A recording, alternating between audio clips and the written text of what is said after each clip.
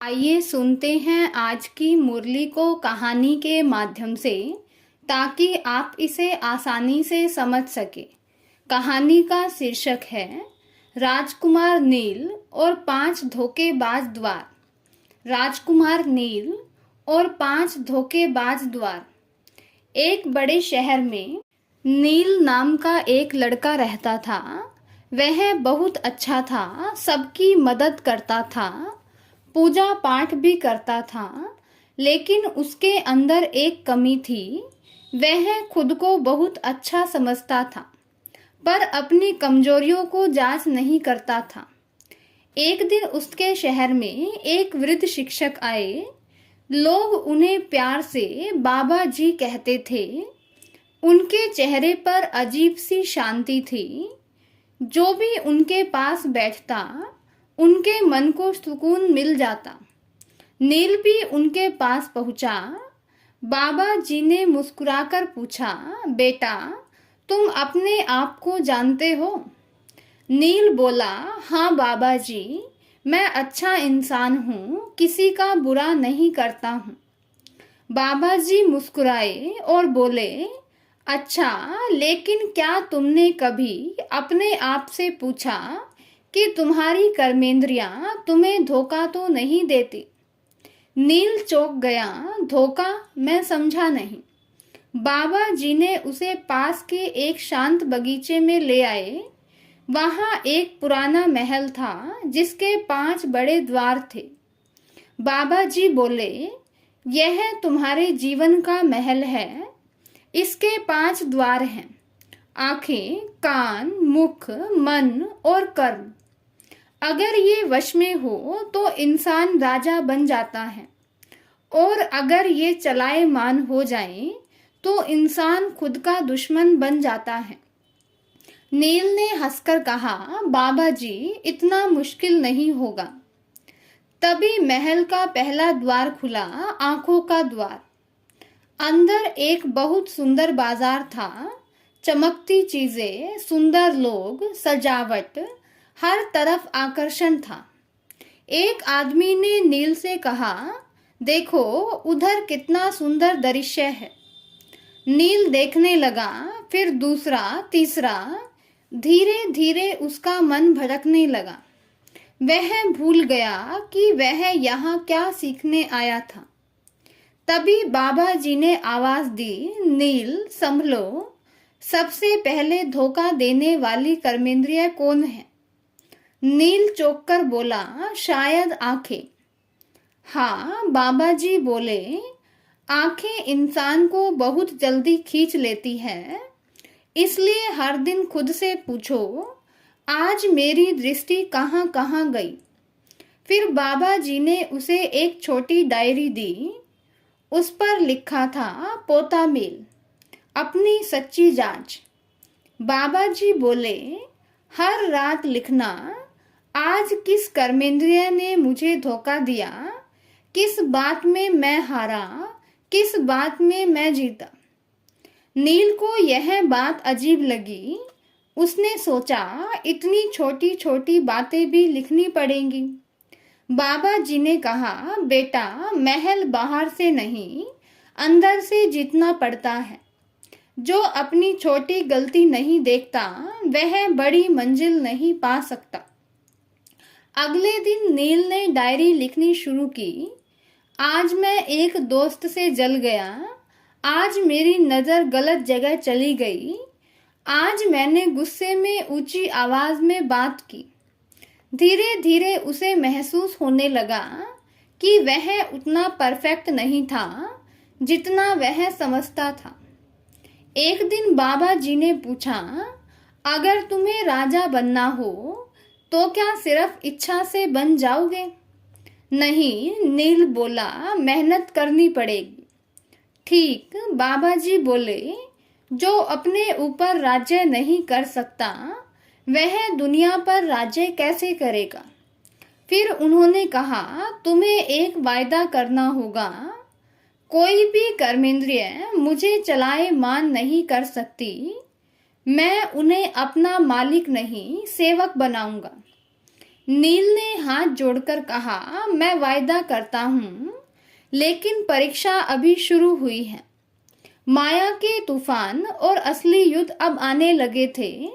अब नील रोज अपनी पोता मेल डायरी लिखने लगा था।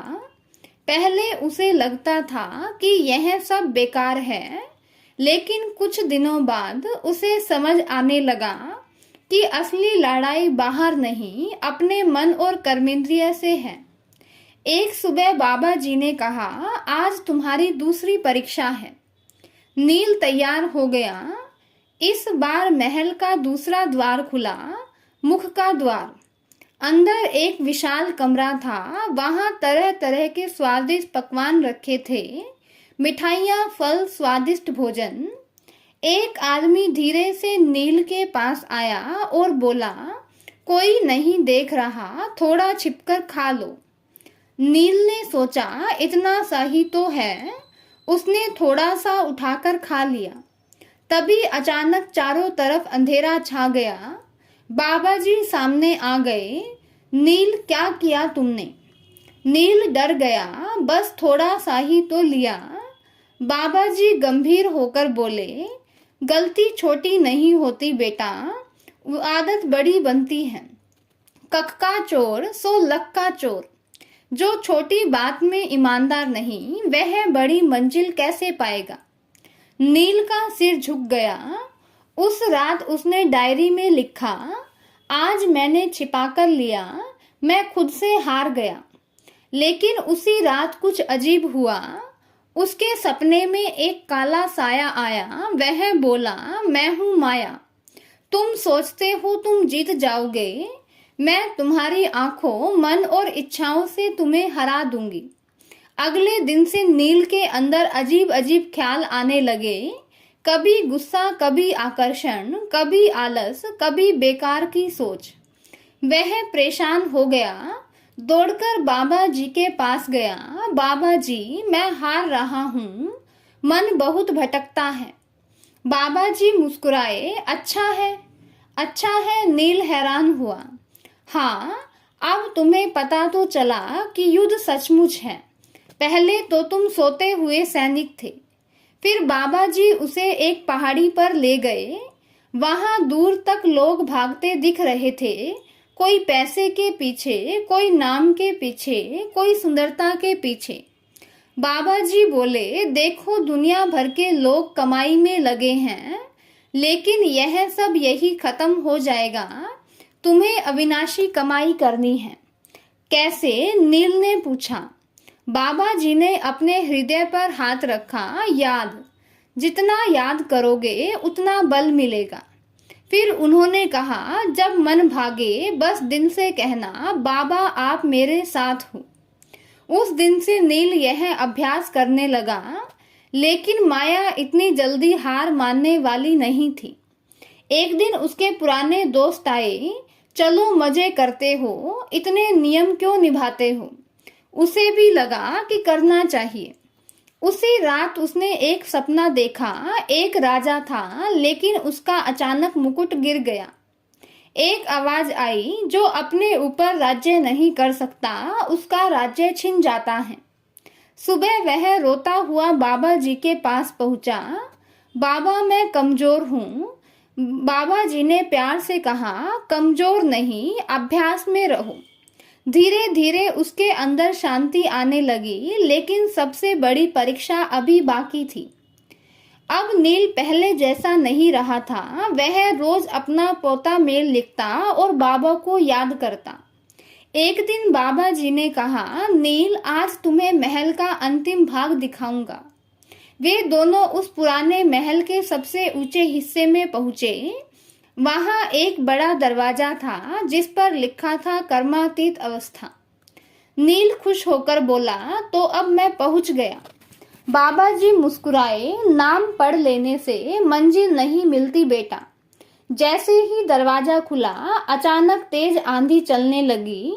कभी क्रोध का तूफान, कभी आकर्षण का, कभी आलस अहंकार का। नील घबरा गया। उसे लगा जैसा उसका मन चारों तरफ खिंच रहा हो। तभी माया फिर सामने आई। तुम सोचते हो जीत जाओगे, तुम्हारी आंखें अभी भी डगमगाती हैं, मन अभी भी भटकता है। पहली बार उसे लगा मैं शायद कभी नहीं जीत पाऊंगा, लेकिन उसने आंखें बंद की और दिल से कहा, बाबा मुझे संभाल लो। तूफान थोड़ा शांत होने लगा।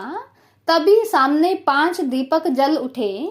पहले दीपक पर लिखा था आंखों पर नियंत्रण, दूसरे पर मुख पर नियंत्रण, तीसरे पर मन की पवित्रता, चौथे पर श्रीमत पर चलना, 5वें पर निरंतर याद।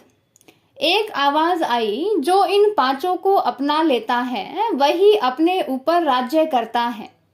लेकिन तभी माया ने एक चमकदार महल दिखाया। देखो, आसान जीवन, कोई नियम नहीं, कोई मेहनत नहीं। फिर दूसरी तरफ बाबा जी खड़े थे, साधारण वस्त्र, शांत चेहरा और सिर्फ एक बात, ऊंचा पद चाहिए तो मेहनत करनी होगी। तभी आरव ने कहा, मैं अपने ऊपर राज्य करूंगा, मैं बाबा की श्रीमत पर चलूंगा। पूरा महल रोशनी से भर गया और माया पीछे हटने लगी। तभी बाबा जी बोले, अब समझे कर्मातीत क्या है? नील बोला, हाँ, कर्मातीत मतलब भागना नहीं, बल्कि परिस्थिति के बीच खुद को संभालना है। बाबा जी मुस्कुराए, यही असली राजाई है। इस कहानी से हमें क्या सीख मिलती है कि हमें रोज का अपना पोता मेल देखना चाहिए, अपनी चेकिंग करनी चाहिए। आज का वरदान है, स्थूल व सूक्ष्म में हर फरमान को पालन करने वाले संपूर्ण फरमान बरदार भव। आज का स्लोगन है, बाप को जानकर दिल से बाबा कहना, यह सबसे बड़ी विशेषता है। हर रोज की मुरली को कहानी के माध्यम से सुनने के लिए चैनल को सब्सक्राइब करें और बेल आइकन भी जरूर दबाएं। यह वीडियो दूसरे भाई बहनों के साथ भी शेयर जरूर करें। आज का संबंध है पिता का। आज हम शिव बाबा को पिता रूप में याद करेंगे। ओम शांति।